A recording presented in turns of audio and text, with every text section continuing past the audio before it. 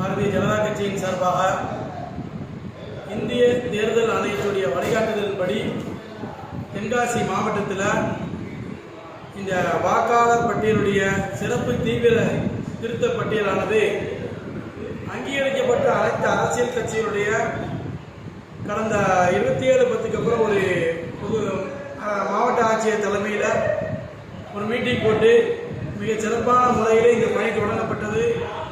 இன்றைய தினம் ஒரு வரைவு பட்டியல் வெளியிட்டிருக்காங்க. இந்த பட்டியலிலே இறந்தவர்களுடைய பட்டியல், இடம்பெயர்ந்தவர்களுடைய பட்டியல் மற்றும் ஆப்சென்ட் ஆனவங்க பட்டியல், இதெல்லாம் அரசியல் கட்சிகளுடைய அங்கீகரிக்கப்பட்ட அரசியல் கட்சிகளுடைய கருத்துக்களையும் அவங்களுடைய ஒப்புதலையும் பெற்று கடைநிலை ஊழியர்களான அந்த booth level agent, booth level ஆபீசர்கள் இவங்களுடைய கலந்துரையாடல், இவங்களுடைய அந்த அர்ப்பணிப்புடைய இந்த பணி மிக சிறப்பான முறையில் நடைபெற்றிருக்கு.